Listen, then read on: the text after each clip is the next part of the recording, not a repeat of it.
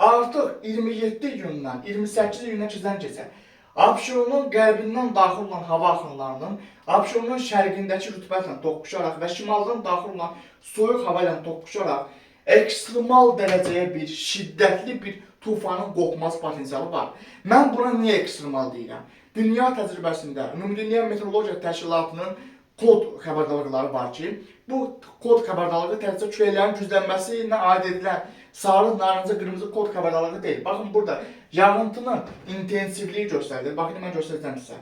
Əgər qısa müddət ərzində əraziyə 50 millimetrdən, yəni 1 metrin kvadratına artıq deməli 100 millimetrə qədər, 50 millimetrdən 100 millimetrə qədər yağıntı düşəcəksə, o həmin ərazi üçün ekstremal sayılır və buradakı yağışın artıq kod dərəcəsi sarı, narıncı, baxın hətta narıncıdan da tünd rəngə doğru dəyişilməsi müşahidə edilir. Deməli bu nə deməkdir?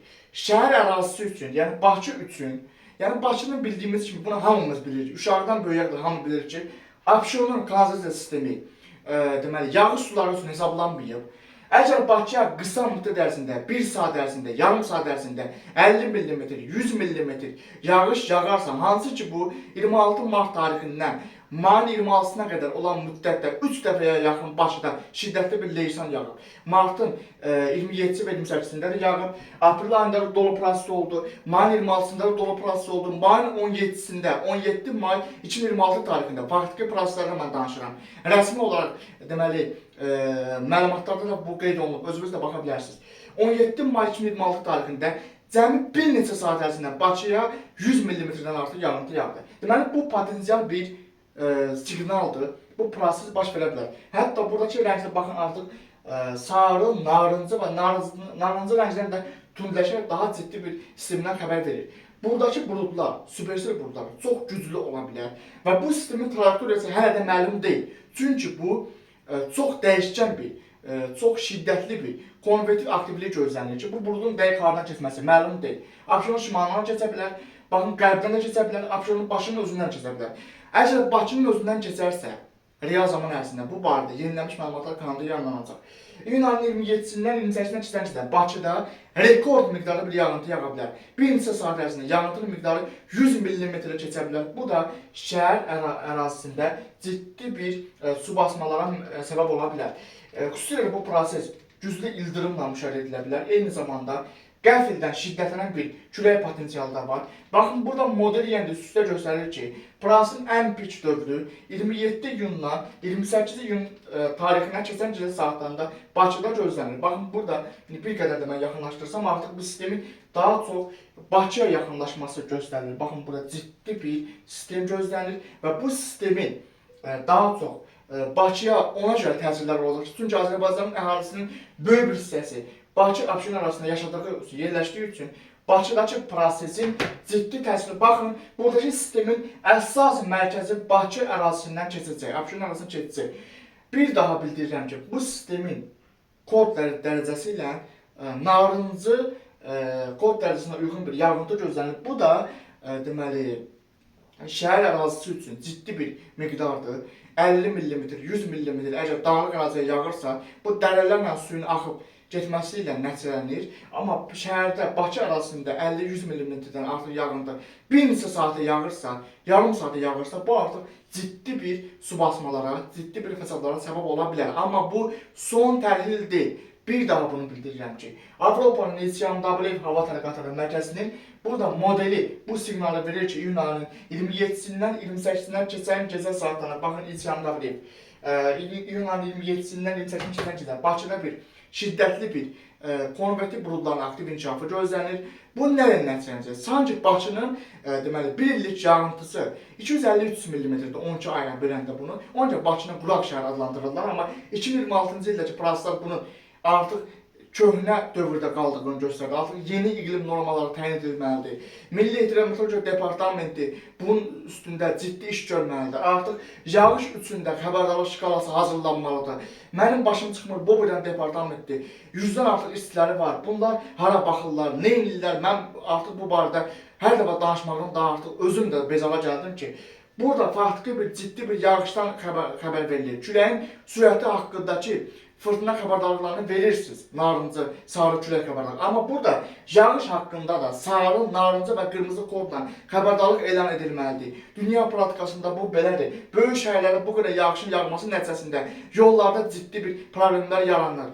Şəhərimiz buna hazırdır. Dünyanın heç bir şəhəri belə bir şiddətli yağıntıya hazır deyil. Bunun üçün artıq xoşbəxtlikdən bu deməli dərslərin olduğu dövrə düşmədiyi üçün bir qədər az bir zərərlər ola bilər. Amma yenə də bu şəhər üçün bu qədər yağıntının yağması ciddi bir prosesdir. Bunun üçün yağıntı parametrləri üçün artıq yeni iqlim norması olaraq Bakı quraq ərazi deyil. Bu söhbətləri yığışdırın. Bakıda Azərbaycanda su qıtlığı yoxdur. Azərbaycanın 9-10 milyon əhalisi var. Bizim ölkəmiz kifayət kiçik bir ölkədir. Az bir əhalimiz var.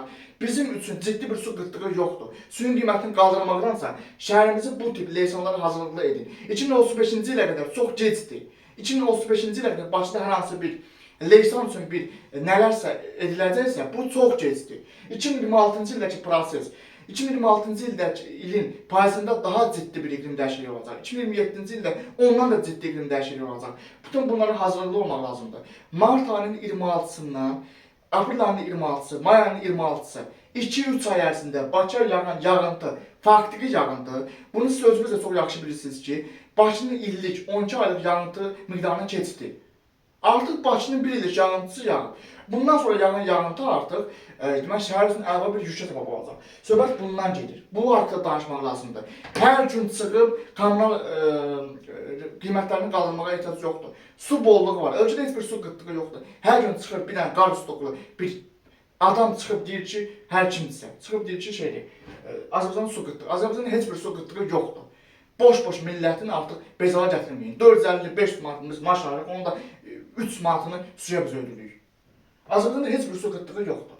Bu barədə danışanların mən belə başa düşürəm ki, ya özləri də bura xeyir götürürlər, ya da bundan hesablama qabiliyyəti yoxdur. İki burada prinsip var. Su qıtlığından danışanların ya özləri də həmin o su qiymətlərindən xeyir götürür, ya da ki, bunların psixi problemi var. Burada iki məsələ var artıq. İyun ayının 27-sində 28-də keçən baxın bir daha bildirilmiş ki, Abşeron arasında ciddi bir fırtına gözlənilir, amma bu leysan haqqında bu proses çox dəyişkən olacaq. Bu barədə son dəqiqə məlumatları da kanalda yayınlanacaq. Bu prosesin ümumi tendensiyasına bir daha baxanda biz görürük ki, bu sistemin əsas gücünün Bakı-Abşeron arasında təsir etməsi gözlənilir. Amma bu barədə birbaşa peyc və radar məlumatların təlləri əsasında son dəqiqə məlumatları kanalda yayınlanacaq. Ümumilikdə iyun ayının sonlarında qeyri-sabit atmosfer davam edəcək.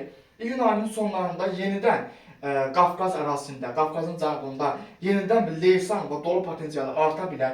Bu barədə də yaxın saatlarda modellərin yenilənmiş məlumatların təlləri əsasında yeni məlumatlar yayınlanacaq. Eyni zamanda həmin gün, həmin saatlardakı proseslər birbaşa peyc və radar məlumatların təlləri əsasında da son dəqiqə olaraq kanalda yayınlanacaq. İndi baxaq iyun ayının 29 və 30-da hansı proses baş verir? İCMWF qlobal modeli göstərir ki, iyun ayının 29-da bugünkü təllərə görə Böyük Qafqazda yenidən bir lokallaşan bir topa yağış buludları aktiv inkişaf edə bilər. İyun ayının 30-sunda, iyun ayının 30-su gündüz saatlarında baxın, yenidən burada qismən bir buludlanma var. Amma əsas iyun ayının 27-si və 28-sində əsas leysan həmin saatlarda gözlənir. Bəli, bir daha bildirdiyim kimi, baxın burada növbəti sistem çıxdı, baxın. Deməli, iyul ayının ilk günlərində də, yayın ikinci ayı olan iyul ayının ilk günlərində də yenə də burada ciddi bir Xəzər dənizində ciddi bir konvektiv aktivliyi gözlənir. Bir daha bildirdiyim kimi, iyun ayının deməli 24-dən 25-dən keçən gecə Bakının şərq istiqamətində daha çox Pirallahı adasına doğru ciddi bir konvektiv aktivliyi gözlənilir. Amma ən ciddi bir leysan isə iyun ayının 27-sindən 28-dən keçən gecə gözlənilir. İyun ayının 27-sindən 28-dən keçən gecə saatlarında Bakıda lokal bir, şiddətli bir yağıntı potensialı var. Özə bu proses cəmi bir neçə saat ərzində Bakıya 50 mm, 100 mm, 150 mm-ə qədər kritik bir yağışın yağması potensialı var. Deməli, bu o deməkdir ki, Abşeron arasında ciddi bir su basma potensialı var. Bu barədə çox ciddi bir diqqətli olmaq lazımdır. Baxın, bir daha bildirdiyim kimi, Abşeron ərazisində iyun ayının 27-dən 28-nə qədər Abşeron ərazisində ciddi bir buludlanma gözlənir və bu fırtınanın dəqiq trayektoriyası haqqında isə son dəqiqə məlumatları kanalda yayınlanacaq. Yaxın saatlarda modellərin yenilənmiş məlumatları da yayınlanacaq. Eyni zamanda birbaşa page və radar məlumatlarının təlləri əsasında son dəqiqə məlumatları kanalda yayınlanacaq.